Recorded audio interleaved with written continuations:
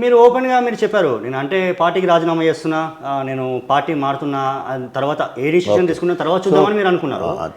ఈ 2 నెలల గ్యాప్లో రాజయ్య గారు మౌనంగా ఉన్నారు. ఎందుకంటే సుదీర్ఘకాలం మీ జర్నీ, ఆల్మోస్ట్ 30 సంవత్సరాల జర్నీ రాజకీయం, అగ్ర పదవులు అనుభవించారు. బట్ ఆ 2 నెలల సమయంలో రాజయ్యకి ఏం జరిగింది అసలు ప్రజలకు కూడా తెలియదు, ఇప్పటివరకు కూడా బయటకు ఎవరు చెప్పలేదు. చాలా చాలా ఇంపార్టెంట్ అది. కారణం ఏంటంటే ఎప్పుడైతే ఎంపీ టికెట్ కూడా కావ్యకే ఇస్తున్నారు అని తెలిసినప్పుడు, అసెంబ్లీ జరుగుతున్న క్రమంలోనే ఆల్రెడీ రేవంత్ రెడ్డి గారితో మాట్లాడడం అయిపోయింది. రేవంత్ రెడ్డితో మాట ముచ్చట అయిపోయింది. ఆ విషయాలు కూడా ఓపెన్గా అధినాయకులు చెప్తా ఉన్నారు, తర్వాత సహచర కంటెస్టెడ్ ఎమ్మెల్యేలు చెప్తా ఉన్నారు, దయాకర్రావు మంత్రి లాంటి వాళ్ళు కూడా చెప్తా ఉన్నారు.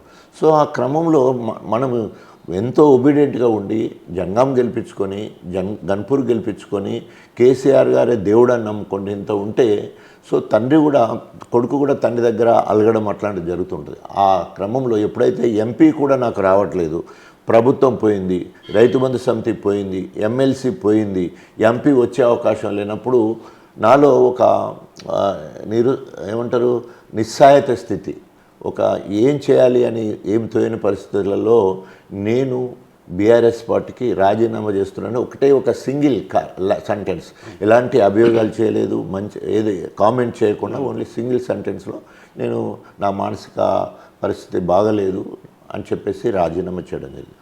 కోర్స్ రాజీనామా చేసినప్పుడు గతంలో నాకు 15 సంవత్సరాలు కాంగ్రెస్తో అనుబంధం ఉంది. నేను మొదటిసారి కాంగ్రెస్ ఎమ్మెల్యేను, వైఎస్ రాజశేఖర రెడ్డి గారికి ప్రియ శిష్యులుగా ఉన్నాను. నన్ను రాజకీయాల్లో ఎంకరేజ్ చేసిన వ్యక్తి వైఎస్ రాజశేఖర రెడ్డి. ఆ క్రమంలోనే తెలంగాణ ఉద్యమంలో కాంగ్రెస్ స్టీరింగ్ కమిటీ ఫర్ తెలంగాణలో నేను స్పోక్స్ పర్సన్గా ఉన్నాను. కాంగ్రెస్ పార్టీలో ఉండి తెలంగాణ కోసం కొట్లాడిన వాడిని మొదటి వాడిని.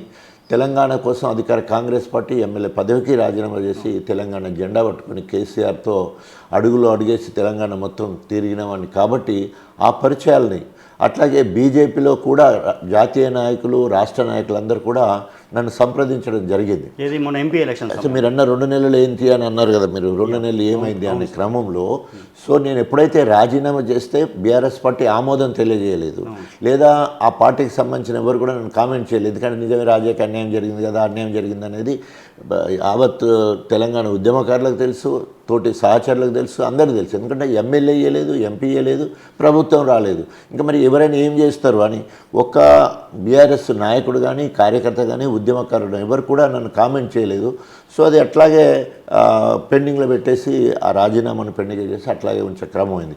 ఈ క్రమంలో కేసీఆర్ గారు కడియం శ్రేయర్ చేత నమ్మక ద్రోహాన్ని సవిచూసిండు. తిన్నింటి వాసాలు లెక్కబెట్టినట్టు ఆ రోజు టికెట్తో పాటు పార్టీ ఫండ్ ఇచ్చి మధ్యాహ్నం పూట భోజనం కూడా పెట్టిన తర్వాత, ఒకే ప్రజాస్వామ్యంలో ఎవరు ఏ పార్టీకి ఎప్పుడైనా పోవచ్చు. మొత్తం ఇప్పుడు ఉన్న వాళ్ళలో 95% ఓ పార్టీ నుండి ఓ పార్టీ పోయిన వాళ్ళే. ప్రజాస్వామ్యంలో ఎవరు ఎక్కడికైనా పోవచ్చు, వారి మనోభావాలను పార్టీ డయాస్గా వాడుకుంటారు అంతే తప్ప వారి వ్యక్తిత్వాన్ని బట్టి గెలిపోవడంలో ఉంటాయి. సో ఏదేమైనా కూడా ఆ కేసీఆర్ గారి నమ్మించి మోసం చేసిన దాన్ని భరించలేకపోయాడు. సో ఎట్లా అంటే పార్టీ ఆయనకు టికెట్ ఇచ్చి, బిడ్డకు టికెట్ ఇచ్చి ఎంపీ టికెట్, తర్వాత పార్టీ ఫండ్ ఇచ్చి అల్లుడు బిడ్డ ఆయన పోయి మంచిగా భోజనం చేసి 4-5 గంటల వరకు అక్కడే ఉండి కేసీఆర్ గారిని దేవుడిగా పొగిడి అన్నీ చేసి తెల్లారి వరకు ఆ నైటే ఢిల్లీకి పోయి ప్లాట్ఫామ్స్ పొద్దున్నే స్టేట్మెంట్ ఇవ్వడం, అందులో మళ్ళీ అభియోగాలు చేస్తూ, అంతకుముందున్నప్పుడేమో నేను ఈ 72 ఏళ్లలో నేను పార్టీ మారుతానా, ఇంకా నా జీవితం ఇంతే, నేను పొందని పదవులు ఏమున్నాయి, ఉప ముఖ్యమంత్రి అయిపోయింది, ఎంపీ అయిపోయింది, ఎమ్మెల్సీ అయిపోయింది, ఎమ్మెల్యే అయిపోయింది, 4 పోర్ట్ఫోలియోలు చేశాను, సో నాకు ఇంకేం కావాలి, సో నా శేష జీవితం అంతా ఇంట్లో ఉన్న అతను ఒక్కసారి ప్లేట్ ఫిరాయించి కాంగ్రెస్కి పోవడంతో, అదే కాంగ్రెస్కి పోయిన రేవంత్ రెడ్డి కూడా ఈయన మీద కామెంట్ చేయడం జరిగింది. అదే అసెంబ్లీలో నిండు సభలో, కడియం శ్రేరి నువ్వు మాలోడివా మాదిగోడివా, నీవు నీ శీల పరీక్ష చేసుకోవాలి, ఇదేవాడు నీ శీల పరీక్ష చేసుకోవాలి, ఎందుకంటే నీ మీద అనేక అభియోగాలు వస్తున్నాయి. నిజ నిర్ధారణ కమిటీ, హౌస్ కమిటీ వేసి నీ ఊరికి పోయి నువ్వు నీ క్యాస్ట్ ఏందో నువ్వు నిరూపించుకోవాల్సిన అవసరం ఉందని చెప్పేసి ఆయన శీల పరీక్ష చేసుకోవాలని కూడా మాట్లాడడం జరిగింది. అంటే ఆయన పుట్టుపూర్వతలు తెలిసి నువ్వు బయటికి రావాలని చెప్పేసి. ఎందుకంటే ఆయన ఆఖరికి ఇప్పుడు ఇంటి పేరు ఉన్న కడియం కూడా ఆయనకు సంబంధించిన పేరు కాదు, ఆ కడియం అనేది కూడా ఇంటి పేరు కూడా అది కూడా నకిలీనే. కులము నకిలీ, ఇప్పుడు బిడ్డ మతం కూడా నకిలీ. ఇన్ని అభియోగాలు ఉన్నా కూడా ఏంటి కడియం ఇంటి పేరు ఏంటి అసలు కడియం ఇంటి పేరు? కడియం ఇంటి పేరు అనేది బయళ్ళ వాళ్ళ ఇంటి పేరు. పుట్టింది పద్మశాలి ఇంట్లో పుట్టింది కాబట్టి పద్మశాలి ఇంట్లో ఏది ఉన్నదో అదే ఆయన నిరూపించుకోవాల్సిన అవసరం ఉన్నది. అక్కడ ఊరికి పోతే వాళ్ళ అమ్మ ఇప్పటికి ఉంది కదా, వాళ్ళ అమ్మని అడిగేది ఉంటే పూర్తి వివరాలు చెప్తుంది. వాళ్ళ అమ్మని అడిగేది ఉంటే ఎందుకు వాళ్ళ నాన్న వెంకన్నర్సు వాళ్ళ నాన్న చనిపోయినప్పుడు మామూలుగా కొడుకుగా తలకొరివి పెట్టడమో లేకపోతే గుండు గీక్కోవడమో చేస్తుంటారు. చిన్నాన్న పెద్దనాళ్ళు చనిపోతే పాలలు కూడా ఆ తల్లినే అక్కడ గన్పూర్కు సంబంధించిన అనేక మంది ముందు గుండు గిక్కోరే సార్ అని అంటే వాళ్ళ అమ్మ అంటది, అరే ఆయన బయలులోడు మనం శాలలము గుండు గిక్కించుకోవద్దు అని చెప్పేసి స్వయంగా తల్లి అన్నదన్న భాష కూడా విన్న వాళ్ళు కూడా చెప్తారు. ఎందుకంటే ఆయన తల్లి ఎంట్రుకలు తీయలేదు ఆ రోజు. సో ఆ రకంగా నిర్ధారించుకొని రేవంత్ రెడ్డి అన్నాడు. అది దాని డెప్త్ మనకు అవసరం లేదు. కానీ అట్లా కడియం శ్రేరి నకిలీ క్యాస్టు నకిలీ కులం పెట్టేసుకొని బిడ్డ ఈరోజు నేను బైన్లైన్ వచ్చి మళ్ళీ తర్వాత ఆమె ఒక ముస్లింను నజీరుల్లా చేసుకొని నజీరుల్లా చేసుకున్నప్పుడు ఆటోమేటిక్గా ఇస్లాం మతం ప్రకారం యూజువల్గా ముస్లింలు మారిన తర్వాతనే పెళ్లి చేస్తారు.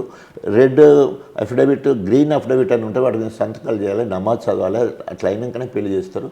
సో అట్లా పెళ్ళి అట్లనే జరిగింది, ముస్లిం పెద్దల సమక్షంలో జరిగింది అనేది పోయిన ఫ్రెండ్స్ ఇదంతా చెప్పిన సందర్భం కూడా ఉన్నది. సో ఆ రకంగా కులాన్ని మోసం చేసి మతాన్ని కూడా మోసం చేసి నకిలీ కులము నకిలీ మతాన్ని పెట్టుకొని ఇలా అభ్యర్థిగా కాంగ్రెస్ దౌర్భాగ్యం కదా. అసలైన తొలి వెలుగు. ఫాలో వాట్సాప్ @తొలి వెలుగు అఫీషియల్.